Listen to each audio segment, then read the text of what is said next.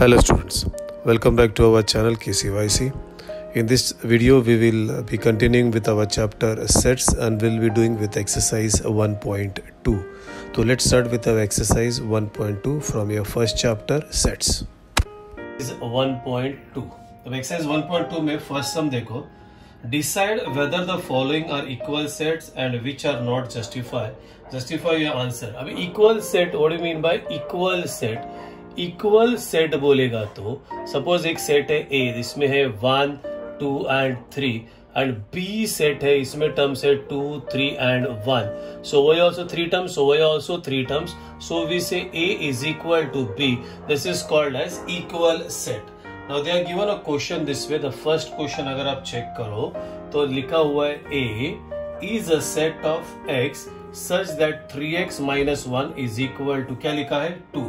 तो इसको ना बेसिकली सॉल्व करने का, so we say that is since 3x - 1 is equal to 2, therefore 3x is equal to 2, -1 वो साइड में जाएगा बच्चा तो +1.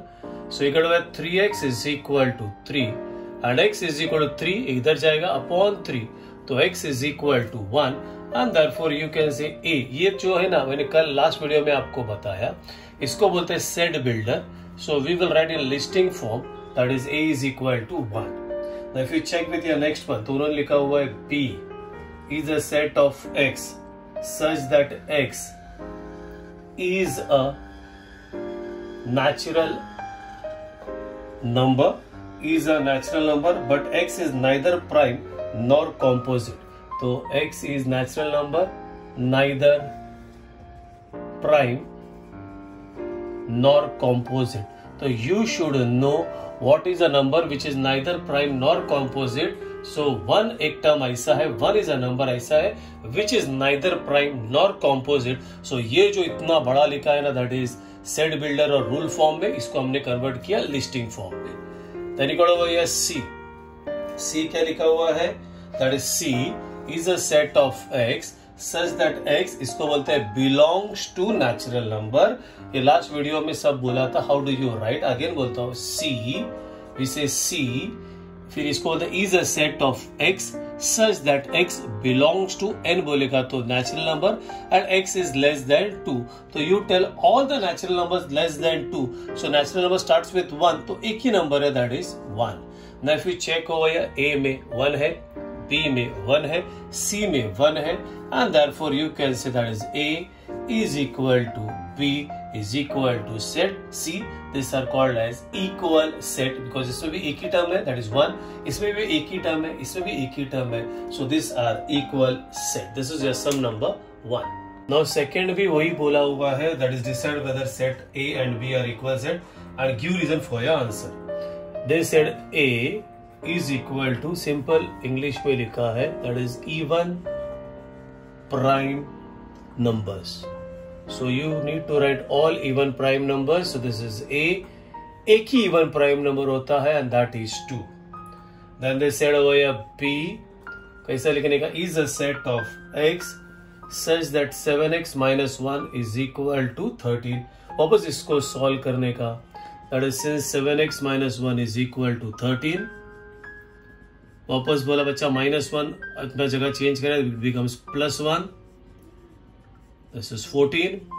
ये इधर क्या है बच्चा, इधर डिवीजन मल्टीप्लिकेशन है ना, वो साइड में जाएगा तो क्या बनेगा, division, and x is equal to 2. Therefore you will write again b, curly bracket डालने का, एंड दिस इज 2. अभी चेक करो, a में भी एक ही टर्म है विच इज 2, b में भी एक ही टर्म है which is 2, and therefore you can write over here that is a is equal to b. So simple. This is your sum number 2. Third में if you check in third में, तो you have to show third में that is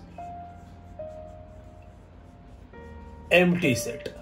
empty set बोलेगा तो वो term जिसमें कोई terms ही नहीं होता है. Suppose for example if you go with this one, मैं पहले 2 एग्जांपल लेता हूं and then will go with your text book का एग्जांपल.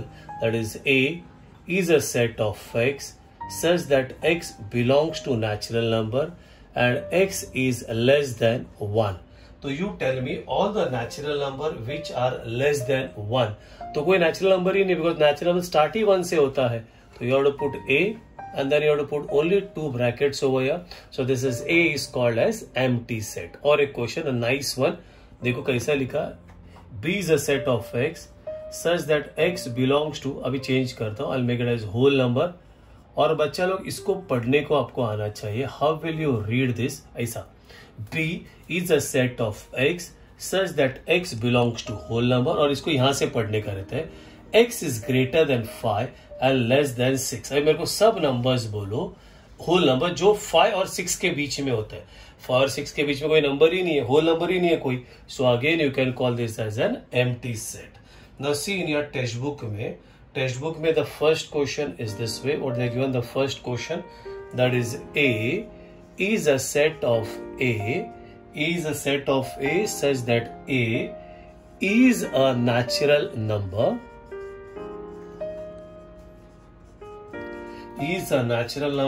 smaller than 0। तो आपको सब नेचुरल नंबर बोलने का है जो 0 से छोटा होता है। So you do not have any natural number which is less than 0. Again I tell, natural number starts with 1, 2, 3, 4, 5. या counting numbers are your natural numbers. So कोई 0 से छोटा ही नहीं है, तो you get this is A. You can put this way, and therefore we can say A is a, that is what you can say, it is an empty set. So you can say A is an empty set. Now check the next one. The second one we got over here, this is B. They said B is a set of x such that x square is equal to 0. Now what is this?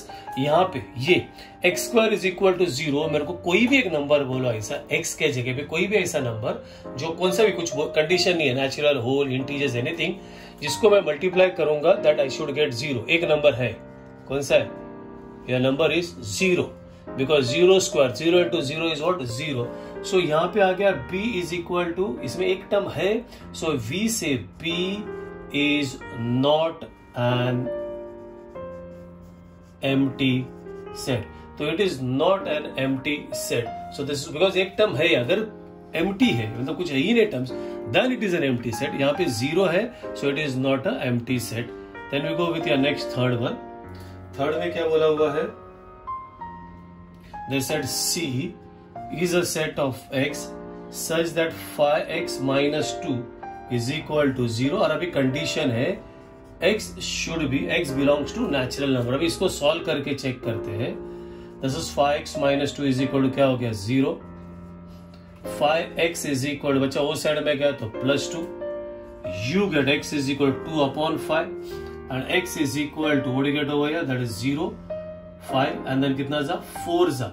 What do you get your answer? That is 0.4, but you can't write your answer 0.4 because condition है कि x should be a natural number and 0.4 is not a natural number.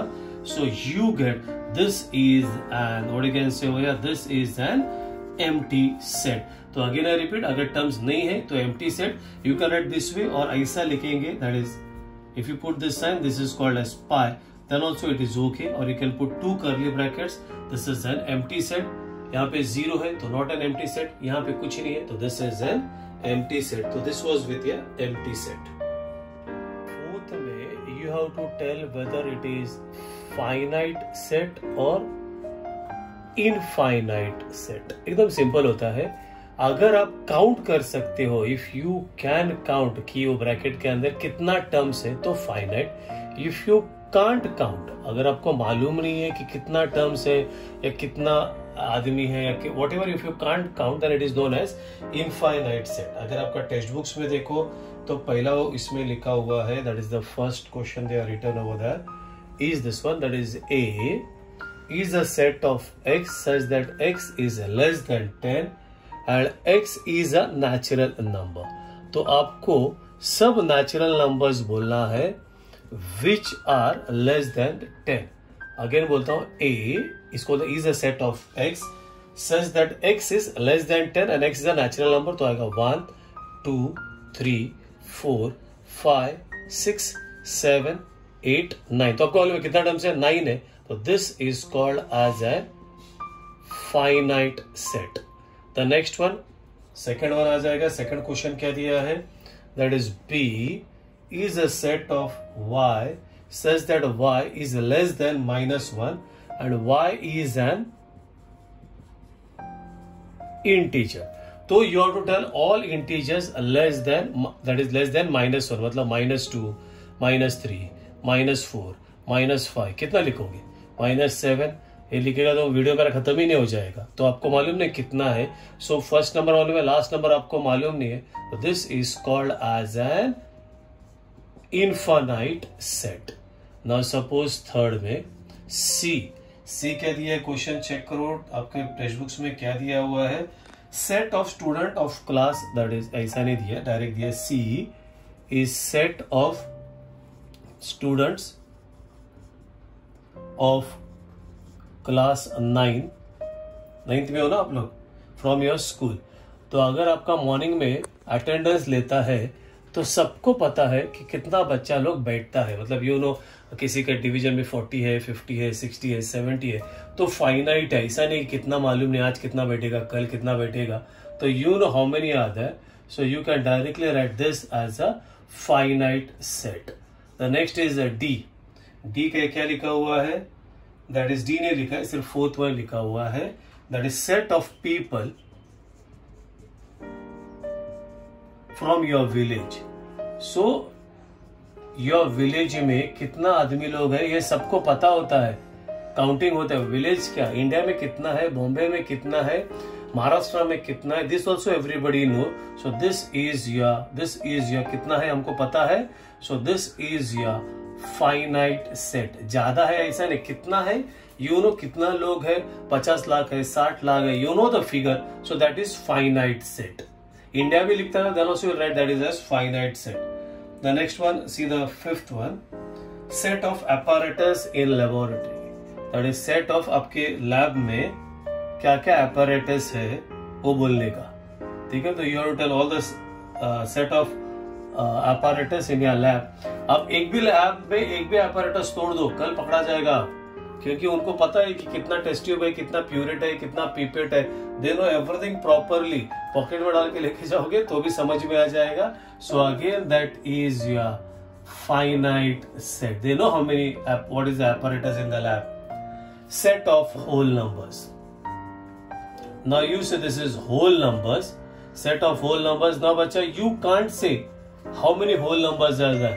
मजाक में बोलता हूँ whole numbers बोलेगा तो वो जो whole के साथ चालू होता है, सपोज इसको हम लोग अगर D लिखेंगे, whole के साथ चालू होता है मतलब 0, 1, 2, 3, 4, 5, ए एंड तक जाएगा, मालूम नहीं कितना है। सो दिस इज योर क्या आएगा, इनफाइनाइट सेट।